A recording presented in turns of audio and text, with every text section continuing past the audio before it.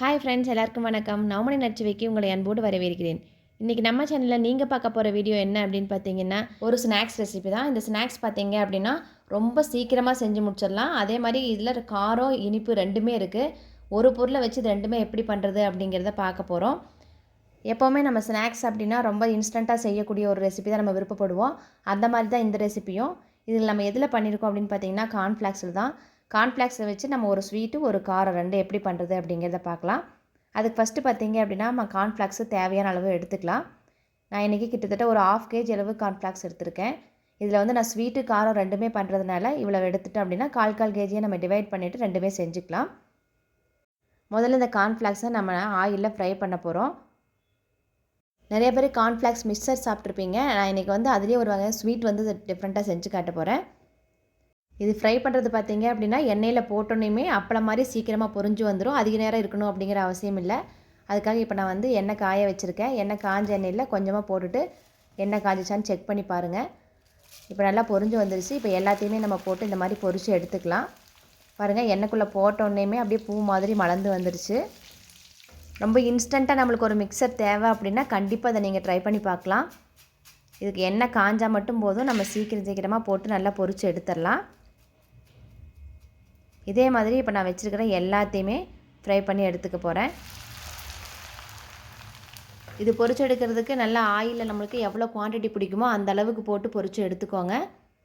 இது பொரிச்சதுக்கப்புறமா எடுக்கிறதுக்கு இந்த மாதிரி கொஞ்சம் நல்லா பெரிய கரண்டியை எடுத்துக்கிட்டிங்க அப்படின்னா ஒரே ஈட்லியே எல்லாத்தையுமே பொரித்து அப்படியே எடுத்துடலாம். இப்போ எல்லாத்தையுமே பொரித்து எடுத்தாச்சு. நல்லா பூ மாதிரி அவ்வளோ அழகாக இருக்குது. இது நம்ம பாதியாக இப்போ பிரித்து எடுத்துக்க போகிறோம். ஸ்வீட்டுக்கு ஆஃபாகவும் காரத்துக்கு ஆஃபாகவும் எடுத்துக்கலாம். ஃபஸ்ட்டு வந்து காரம் செஞ்சிடலாம். ஏற்கனவே எண்ணெய் சூடாக இருக்கிறதுனால அதில் நம்ம காரத்துக்கு மிக்சருக்கு தேவையான எல்லா பொருட்களுமே ஃப்ரை பண்ணிக்க போகிறோம். நம்ம நார்மலாக மிக்சர் செய்கிறப்ப என்னென்ன பொருட்கள் சேர்க்குறோமோ அது எல்லாத்தையுமே இந்த கார்ன்ஃப்ளாக்ஸ் மிக்சருக்கு நம்ம போட்டுக்கலாம். நான் அதுக்காக பார்த்தீங்க அப்படின்னா இப்போ 100 கிராம் அளவுக்கு வேர்க்கடலை எடுத்துகிட்டு அதை நல்லா இப்போ ஆயில் ஃப்ரை பண்ணி எடுத்தாச்சு. இதை இப்போ நம்ம கார்ன்ஃப்ளாக்ஸ் கூட சேர்த்துக்கலாம். அது கூடவே ஒரு 100 கிராம் அளவுக்கு பொட்டுக்கல்லையும் சேர்த்துருக்கேன். அதையும் நல்லா ஆயிலில் ஃப்ரை பண்ணிக்கோங்க. ஆயிலில் ஃப்ரை பண்ணுறப்ப இந்த மாதிரி சின்ன சின்ன பொருட்கள்லாம் இந்த அரிக்கிற கரண்டிலேயே உள்ளுக்குள்ளே போட்டுட்டு ஃப்ரை பண்ணிங்க அப்படின்னா ஈஸியாக ஃப்ரை ஆகிடும். நம்ம எடுக்கிறதுக்கும் ஈஸியாக இருக்கும். இப்போ பொட்டுக்கல்லையும் ஃப்ரை பண்ணி போட்டாச்சு. அடுத்ததாக கருவேப்பிலையும் இதே மாதிரி அதே கரண்டியில் உள்ளே வச்சு அப்படியே ஃப்ரை பண்ணி எடுத்துக்கோங்க. நல்லா மொறுமொறுன்னு வர்ற மாதிரி அளவுக்கு நீங்கள் ஃப்ரை பண்ணிக்கோங்க. அடுத்த இது கூட நல்லா நசுக்கி வச்சுக்கிற பூண்டை சேர்த்துக்கலாம். பூண்டு வந்து இந்த கார்ன்ஃப்ளாக்ஸ்க்கு நல்லா வாசம் கொடுக்கும். கண்டிப்பாக நீங்கள் இதை நல்லா பூண்டை தோலை எடுத்துட்டு அதை வந்து நல்லா கொட்டிட்டு அதுக்கப்புறமா ஆயிலில் ஃப்ரை பண்ணி எடுத்துக்கோங்க. இது கொஞ்சம் நல்லா கலர் மாறி வரணும். அது வரல நல்லா வறுத்து எடுத்துக்கலாம். பாருங்கள், இந்த அளவுக்கு கலர் வந்ததுக்கப்புறம் இதை எடுத்துடலாம். இப்போ இதையும் நம்ம அந்த கார்ன்ஃப்ளாக்ஸ் கூட சேர்த்துக்கலாம். இது கூட இன்னும் நீங்கள் அவல் வேணாலும் சேர்க்கலாம், இல்லைனா உங்களுக்கு கடலப்பருப்பு வேணாலும் சேர்க்கலாம். அந்த மாதிரி உங்களுக்கு என்ன டேஸ்ட்டு விருப்பமோ அது எல்லாமே சேர்த்துக்கோங்க. இப்போ இந்த காரத்துக்கு தேவையான அளவு மிளகாத்தூள், உப்பு இது ரெண்டும் சேர்த்துக்கலாம். கூடவே இது கூட நீங்கள் சாட் மசாலாவும் கொஞ்சம் சேர்த்துக்கோங்க. அப்போ டேஸ்ட் வந்து இனிப்பும் புளிப்புமாக இருக்கிற மாதிரி டேஸ்ட் நல்லாயிருக்கும். சாட் மசாலா வந்து உங்களோட விருப்பம் தான், வேணால் சேர்த்துக்கோங்க, இல்லாட்டி அவாய்ட் பண்ணிக்கலாம். இப்போ இது எல்லாத்தையுமே சேர்த்துட்டு நல்லா மிக்ஸ் பண்ணி விட்டுட்டிங்க அப்படின்னா நல்லா காரசாரமான ஒரு சூப்பரான மிக்சர் வந்து ரெடி ஆகிடும். இப்போ காரம் செஞ்சு முடிச்சாச்சு. அடுத்ததாக ஸ்வீட் செஞ்சிடலாம். ஸ்வீட் செய்யறதுக்கு பார்த்தீங்க அப்படின்னா ஒரு கடாயில் 3/4 கப் அளவு வெல்லம் எடுத்துகிட்டு அதில் கொஞ்சமாக தண்ணி ஊற்றிட்டு கரைஞ்சதுக்கப்புறமா வடிகட்டிட்டு எடுத்துக்கலாம்.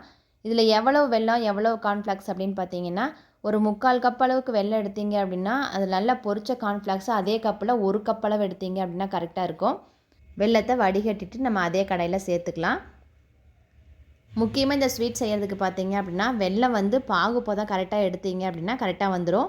அது எடுக்கிறது ரொம்ப ஈஸி தான். நம்ம கடல மிட்டாய்க்கெலாம் எந்த மாதிரி பாகுப்பதம் எடுப்போமோ அதே மாதிரி தான் இதுக்கு எடுக்க போகிறோம். இது பாகுப்பதம் வந்து தண்ணி நம்ம கம்மியாக ஊற்றுருக்கிறதுனால சீக்கிரமாக பாகுப்பதம் வந்துடும். இப்போ இந்த பர்ஃபி செய்கிறதுக்காக நம்ம ஒரு பிளேட்டில் நெய் ஊற்றிட்டு தடவி வச்சுக்கலாம். இது வந்து நீங்கள் கடல பர்ஃபி மாதிரி பர்ஃபி போட்டு கூட சாப்பிட்லாம், இல்லைனா உருண்டை பண்ணி கூட சாப்பிட்லாம். நீங்கள் அப்படி ஏதாவது செஞ்சு உங்களுக்கு கொஞ்சம் பதங்கெட்டு போடுச்சு அப்படின்னா நீங்கள் அப்படியே கூட சாப்பிட்லாம், டேஸ்ட்டாக இருக்கும். பாகுப்பதம் கரெக்டாக வந்துருச்சா அப்படின்னு நீங்கள் இந்த மாதிரி கூட டெஸ்ட் பண்ணி பார்த்துக்கலாம். ஒரு கப்பில் தண்ணி எடுத்துகிட்டு அதை ஊற்றி பார்த்தீங்க அப்படின்னா கரையாமல் நல்லா உருண்டையாக கெட்டியாக வரணும். அது வரல நம்ம பாகு கொதிக்க வைக்கணும். இப்போ கரைஞ்சிருச்சு. அதனால் மறுபடியும் ஒரு தடவை நான் டெஸ்ட் பண்ணி பார்க்குறேன். பாருங்கள், இப்போ நல்லா கெட்டியாக வந்துருச்சு பாருங்கள். இந்த பதத்துக்கு வந்தோடனே நம்ம இப்போ கார்ன்ஃப்ளாக்ஸை சேர்த்துக்கலாம். கார்ன்ஃப்ளாக்ஸை கையில் 1 2 நல்லா பொடி பண்ணிவிட்டு அதுக்கப்புறமா சேர்த்துக்கோங்க. இப்போ இதை நல்லா மிக்ஸ் பண்ணி விட்டுடலாம். கூடவே இது கூட நம்ம பொட்டுக்கல்லையும் சேர்த்துக்கலாம். கார்ன்ஃப்ளாக்ஸ் 1 கப் எடுத்திங்கன்னா பொட்டுக்கடலை ஒரு 1/4 கப் எடுத்துக்கிட்டு இது ரெண்டையும் இப்போ நல்லா ஒன்றா மிக்ஸ் பண்ணி விட்டுருங்க. ஸ்டவ்வை வந்து ஆஃப் பண்ணிவிடுங்க. ஏன்னா பதம் வந்து கரெக்டாக வந்ததுனால மறுபடியும் நம்ம ஸ்டவ்லேயே இருந்துச்சு அப்படின்னா பாகு ரொம்ப முருகிடும். இப்போ இதை நம்ம எண்ணெய் தடவி வச்சுருக்கிற பிளேட்டில் கொட்டிக்கலாம். இதிலே நீங்கள் சூட்டோட சூடாக கையில் உருண்டை மாதிரி கூட பண்ணி எடுத்துக்கலாம். கார்ன்ஃப்ளாக்ஸ் போட்டதுக்கப்புறமா நல்லா இந்த மாதிரி கிளறி கொடுத்துட்டு அதுக்கப்புறமா தட்டில் ஊற்றுங்க. அப்போ தான் பாகு வந்து எல்லா பக்கமுமே கரெக்டாக ஈவனாக மிக்ஸ் ஆகி இருக்கும்.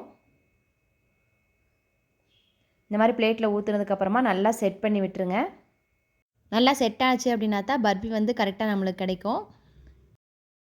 இந்த மாதிரி ஒரு ஸ்பூன் எடுத்துகிட்டு அது நெய் தடவிட்டு நல்லா அமுத்தி அமுத்தி விட்டீங்க அப்படின்னா கரெக்டாக செட் ஆகிடும். இது நல்லா ஆறுனதுக்கப்புறமா நம்ம இந்த மாதிரி பீஸ் போட்டு எடுத்துக்கலாம். பீஸ் போடுறதுக்கு கத்தி இல்லைன்னா இந்த மாதிரி ஒரு பீஸா கட்டரில் கூட நம்ம இந்த மாதிரி பீஸ் போட்டு எடுத்துக்கலாம். இப்போ நல்லா ஆற விட்டதுக்கப்புறமா நம்ம எடுத்தோம் அப்படின்னா சூப்பரான ஒரு பர்ஃபி ரெடி ஆயிடுச்சு. இந்த மாதிரி நீங்களும் உங்கள் வீட்டில் ட்ரை பண்ணி பாருங்கள். பசங்களுக்கு ரொம்ப ரொம்ப பிடிக்கும். ரொம்ப குறைவான நேரத்தில் நம்ம இந்த மாதிரி காரமும் ஸ்வீட்டும் செஞ்சிடலாம். நீங்களும் உங்கள் வீட்டில் ட்ரை பண்ணி பார்த்துட்டு எப்படி இருந்துச்சு அப்படின்னு கமெண்ட் பண்ணுங்கள். உங்களுக்கு பிடிச்சவங்களுக்கு நம்ம சேனலை ஷேர் பண்ணுங்கள். உங்களை அடுத்த வீடியோவில் சந்திக்கிறேன். தேங்க்யூ.